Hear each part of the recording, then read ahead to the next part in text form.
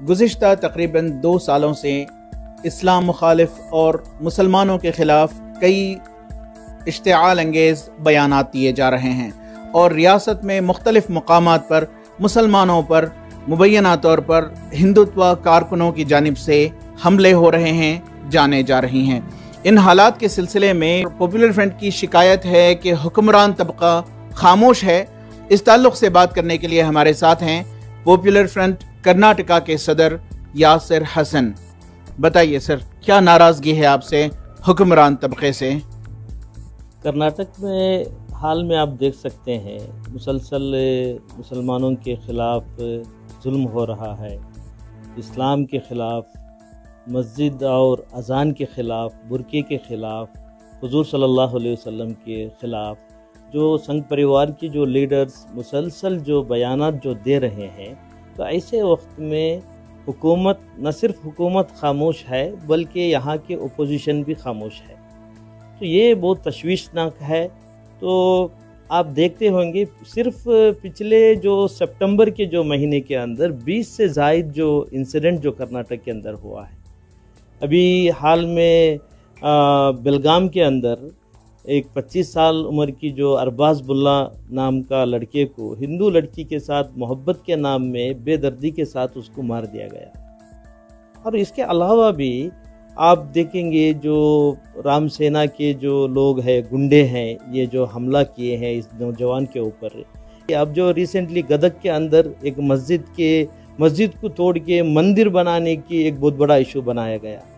और राम सेना के और दूसरे जो आरएसएस और जो हिंदू तंजीमों के ज़रिए से मुसलसल कर्नाटक के अंदर जो अज़ान को लेकर, अज़ान को बंद करने के ताल्लुक़ से बयानात जो मुसलसल दिया जा रहा है।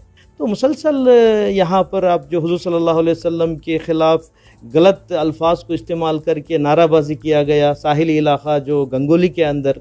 तो मुसलसल आप एक महीने में ही 20 से ज़ायद इंसिडेंट अगेंस्ट मुस्लिम्स हुआ है। तो ऐसे वक्त में यहाँ पर जो हुकूमत, तो यहाँ बीजेपी की हुकूमत है, यहाँ पर सबको मालूम है हुकूमत, यहाँ पर येडियूरप्पा या बोम्माई की जो हुकूमत नहीं चल रहा है। यहाँ तो केशव कृपा, कर्नाटक के आरएसएस के जो हेडक्वार्टर है केशव कृपा, उसके ज़रिए से यहाँ पर जो हुकूमत चल रही है। अभी हाल में एक्स जो सीएम कुमारस्वामी से पहले 2 मरतबा कर्नाटक के सीएम रह चुके हैं, वो खुद ये बयान दिए हैं कर्नाटक के अंदर ये बोम्माई या येडियूरप्पा का गवर्नमेंट नहीं है बल्कि वो बीजेपी का आरएसएस की गवर्नमेंट है। आरएसएस की डायरेक्शन पर जो चल रहा है। पूरे जो सिविल सर्विस के जो ऑफिसर्स हैं ज़ायद लोग आरएसएस से ताल्लुक़ रखते हैं। इसी वजह से यहाँ पर एक इम्पार्शियल जो पुलिस एक्शन नहीं होता है। मुस्लिम नौजवानों को टारगेट किया जा रहा है, उनके अगेंस्ट ड्रकोनियन जो लॉ इस्तेमाल किया जा रहा है।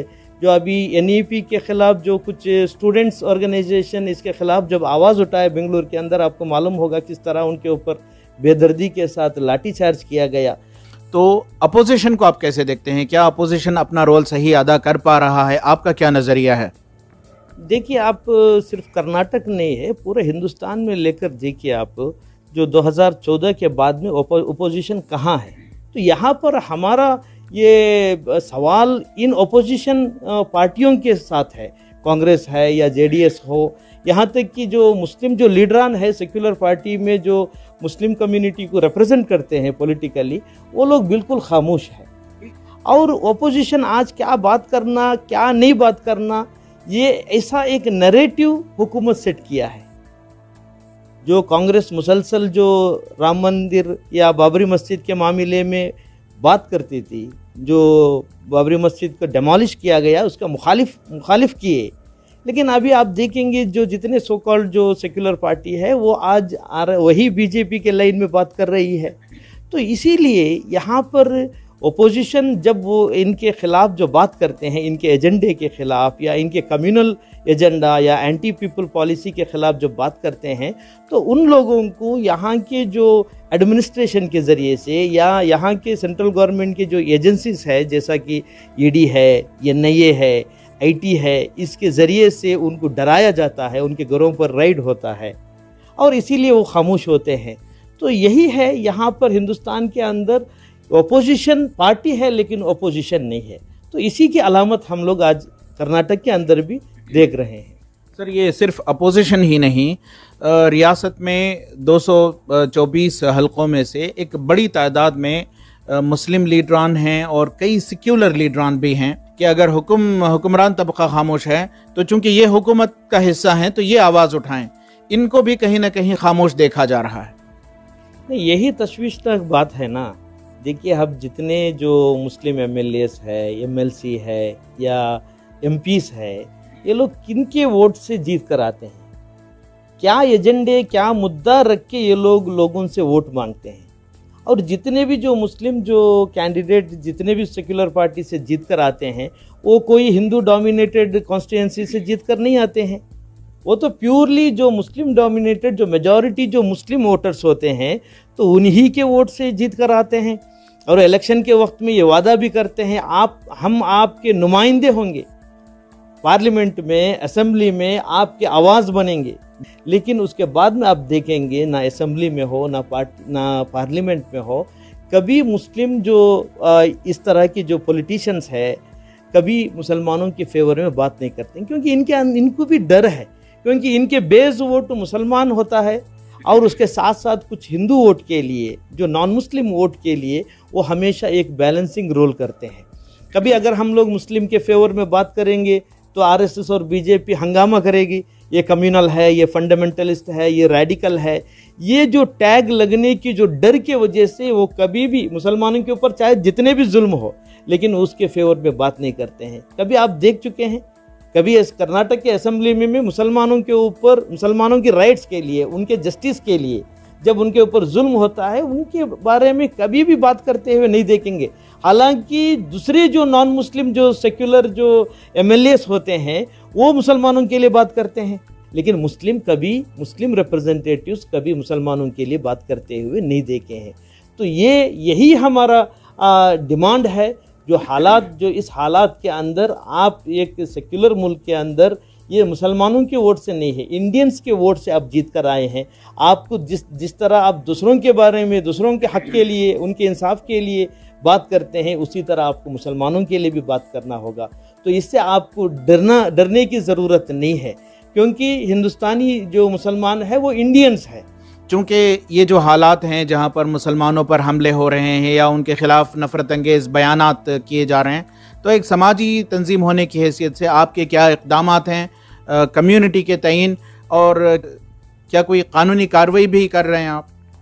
देखिए, पॉपुलर फ्रंट एक मुस्लिम तंजीम होने के बावजूद हिंदुस्तान के अंदर जो जितने बैकवर्ड कम्युनिटी है, जितने मजलूम तबका है, उनके हक के लिए, उनके इंसाफ के लिए यहाँ पर लड़ रही है। वो चाहे दलित हो, क्रिश्चियन हो, माइनॉरिटी हो, आदिवासी हो, जो कोई भी, जिनके ऊपर भी जब भी जो जुल्म होता है, पॉपुलर फ्रंट हमेशा फोर फ्रंट में रहा है। तो यहाँ पर आप देखते हैं RSS हमेशा जो अपर कास्ट हिंदुओं के लिए रहा है, वो एक ब्राह्मणिकल ऑर्डर लाना चाहती है। हिंदू राष्ट्र नहीं है, ये ब्राह्मण राष्ट्र बनाना चाहते हैं।